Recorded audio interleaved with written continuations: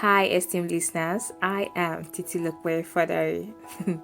So, guys, where are you tweeting from? As for me, I'm reaching you live all the way from Mars. Yes. Buhari's federal government was engaged in a brawl with Twitter after President Muhammadu Buhari's controversial tweet on civil war. In a tweet, President Buhari, the leader with the iron fists and the kind bully, as Femi Adesina, the presidential spokesperson, told us, reminded the country about the horror of the civil war, threatening to meet those misbehaving in the southeast with the language they understand. The language did not go down well with many Nigerians. They called for Buhari's head, but the president wouldn't budge. Then Twitter waded in after Nigerians reported the tweet and deleted the tweet.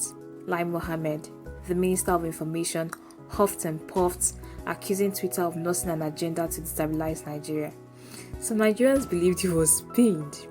But just when everyone thought that was all, Alhaji Lai's ministry came to Twitter to say it had banned Twitter's activities in Nigeria. He said other social media platforms too will soon be regulated. Naija people know they carry last. They quickly began to download VPN to bypass the ban and raised their voices to say it was time to hit the streets for nationwide protest on June 12. Attorney General of the Federation, Abubakar Malami, has also said those who default the ban order risk being charged to court. Nigeria. The Buhari of the 1980s is back. In his hand, there is a hammer, and every challenge is now seen as a nail by the government. By the way, some Samaritans have started planning a vigil on behalf of the Vice President, Yemi Osinbajo, to help free his hands because they think the hands of the lawyers are tied. The rest of you at the United African Republic should go and collect your greeting from your president wherever he is, because this period is a season of constitutional amendments at the National Assembly. One rather strange proposal has made its way to the desk of the House of Representatives Constitution Review Committee.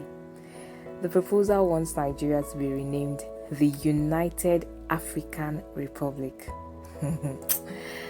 Tabled by Adeleye Jokotoye, a tax consultant in Lagos State, the proposal said the name change was necessary because Nigeria was not coined by a Nigerian, but given to the country by Flora Shaw, wife of Lord Lugard, a colonialist.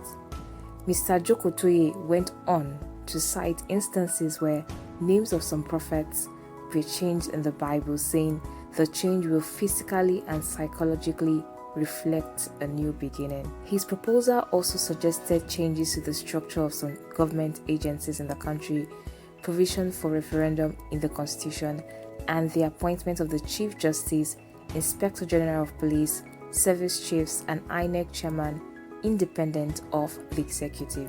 Some cynical Nigerians have pushed the proposal forward.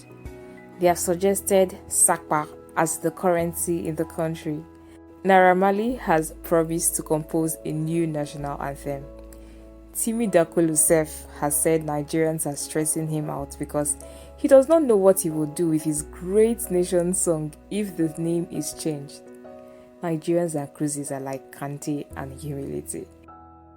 Meanwhile, the Director General of the National Youth Service Corps, Shuaibu Ibrahim, said all corps members are part of the national defense policy of Nigeria and can be mobilized for war if need be.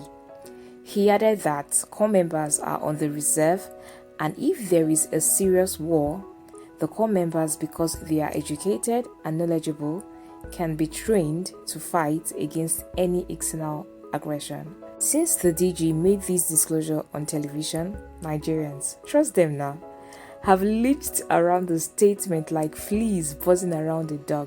Some asked that, is it because of the 33,000 naira they receive as alawi, that's allowance? Others said, to whom much is given, war is expected. Another group said, first class graduates will lead the war. In any case, war isn't something to joke with because those that were part of the Nigerian Civil War will never wish for war on their enemies. While the government was busy banning, Naira was falling at the parallel market. The naira fell to its lowest level at a parallel market since 2017 as it exchanged for 502 naira as of Friday. The closest the naira ever got to this in recent years was 500 naira on November 27, 2020. No wonder some people are looking for Sapa and they want to naturalize themselves to become citizens of the United African Republic. As always, this edition was written by Yusuf Akinpelu. I am Titi Lokwe Fadare. See you next week. Do not forget, if you like this podcast, please share and favorite. Visit www.premiumtimesng.com to catch the latest edition of this podcast series.